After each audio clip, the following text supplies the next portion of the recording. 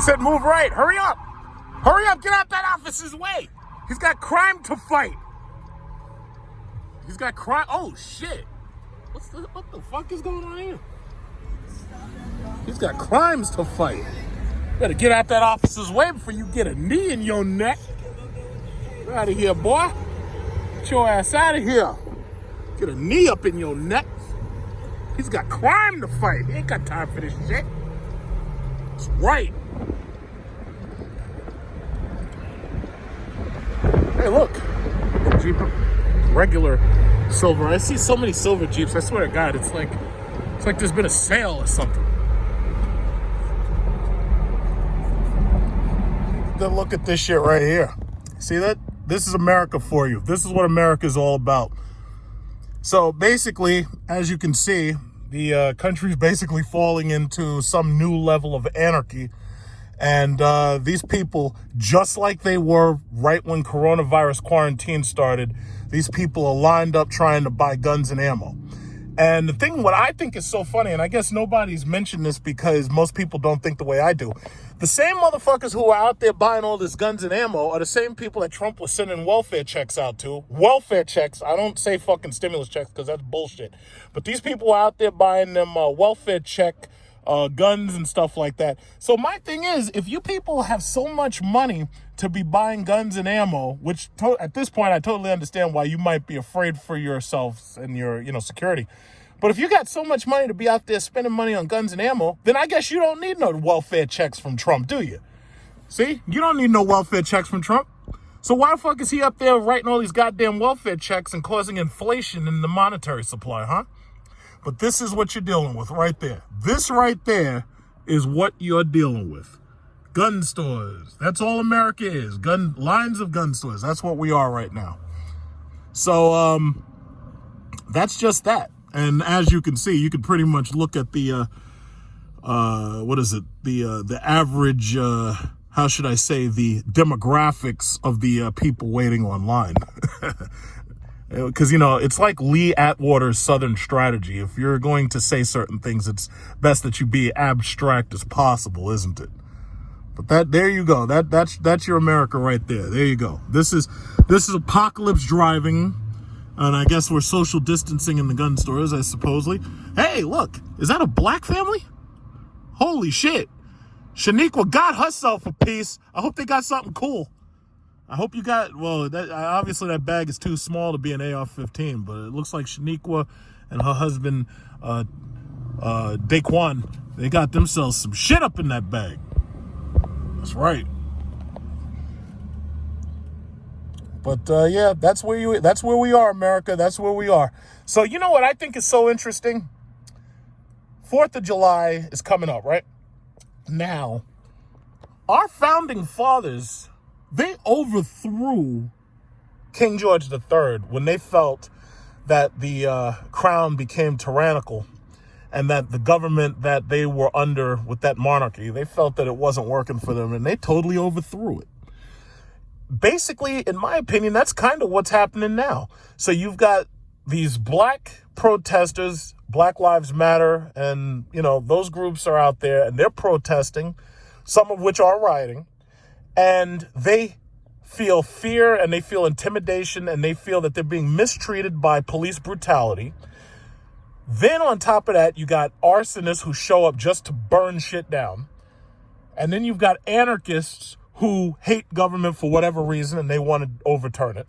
And then on top of that, you've got opportunistic thieves who show up just to steal shit. And then on top of that, you've got opportunistic cameramen who show up just to record things. I guess I fit into that one. I'm an opportunistic cameraman, just like what I'm doing now. And then on top of that, you got the news media, Fox, MSNBC, CNN, all those people out there. So you got all these people of these various races, hues, and colors mixed up. I'm surprised that we're not seeing more from Asian Americans, considering how they've been, the victim of hate crimes due to the fact that, coronavirus has caused many businesses to shut down. A lot of people are angry about that. So I would like to see more Asian Americans out there. But my point is this. It's like when a government when the people under a government, when they decide that it stops working for them, what do? They overthrow it. If you really look at the Bill of Rights and the Constitution, it's designed in a way where the government is not supposed to have the power to curtail free speech. It's not supposed to have the power to keep guns and ammo away from us. We're supposed to have those things just in case the government ever turns tyrannical. I can't think of a better example of a tyrannical government than a cop who puts his knee in your neck for 9 minutes and causes you to die in the street. Now, granted, you got these right-wing racists who are trying to figure out a way to spin this, but they can't spin it because the videotape was pretty much perfect. So what they'll do is they'll try to attack Floyd's... what's this guy's problem? Where are you going? They'll try to attack Floyd's... they're trying to say that he might have been smoking meth or some shit, and they'll try to say all that as if he was going to die because he was on meth or whatever. But the thing about it is that's not what killed him. What killed him was having somebody put their knee in his neck for 9 freaking minutes. And if you look carefully at that tape, you'll see that the person who showed up, when they put him on the gurney, the man was already dead. And that person was not an EMT. So I don't even think the cops really even called medical, because if you look at the person who picks him up and puts him on that gurney, not only does he look dead, but if you look close at the guy who's doing it, that guy's wearing a vest. That's not an EMT. That's not emergency medical services. So I think that not only was he killed, but they didn't even call emergency medical services in order to take that man to the hospital. So me personally, I don't need people to be like, oh yeah, well, these savages are burning down the place. Well, guess what? If you allowed them to get to that point where they were that angry and they felt that this government was doing nothing to address their grievances. See, the problem with a peaceful protest is we tried peaceful protests before.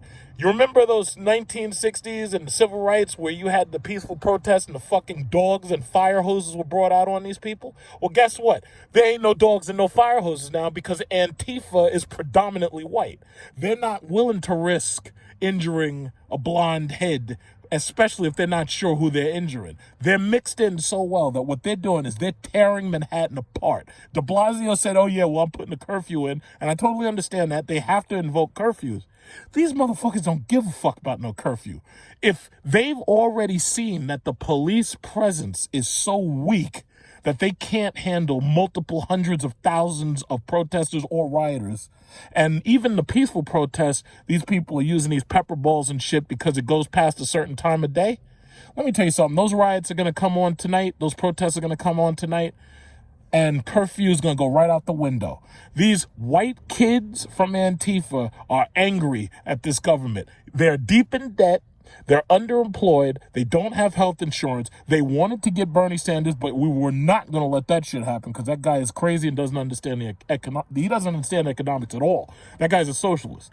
And he doesn't understand that you can't have that right now, especially in a country that's already this deep in debt. But the bottom line is they don't care about any of that. They're angry and they're going. This is what happens when an adult has a temper tantrum. So the government is failing us. We don't feel safe. And that's the reason right here why you have a big ass line looking for firearms right there. That's the reason why you have that. The government has failed us. We don't feel safe. We don't trust it. And that's the reason why this is happening. Now, I don't condone the violence. I saw a cop get hit by a car and shit. I don't want things like that happening because I really don't want a state of anarchy. The problem is you've pushed these people, King George III, to a point where anarchy was the only thing they felt they had left.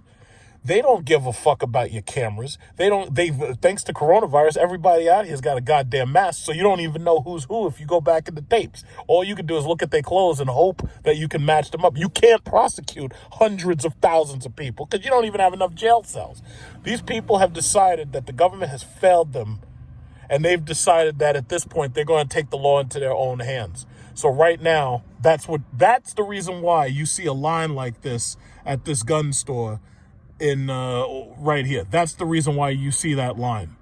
That's why that line is that way. And it, so far it looks nice and orderly because I guess everybody's afraid that somebody else might shoot them if they start some shit. But The thing about it is there's barely any cops on these streets because they're all over there in the city. And people at this point are afraid and they're trying to protect themselves. And they feel that this government has failed them. And we're in an election year. And I don't need Sean Hannity and what's that idiot, Will Cow. I don't need them to tell me that Joe Biden is going to use this for his presidential campaign. Obviously, he's going to. Joe Biden has more of a connection to that community with Floyd protesters than Trump does. So while Trump is hiding in a bunker with the Secret Service agents, Biden is going to be at that funeral and he's going to be with that family. That don't look good for your 2020 reelection, Mr. Trump. That doesn't look good at all. The government has failed us, and the people right here on this gun line have decided that they're going to take the law into their own hands. So my thing is, I totally understand. I look at both of the sides, the points of view. I totally understand it. I totally understand it. And that's just where you are. So that's that.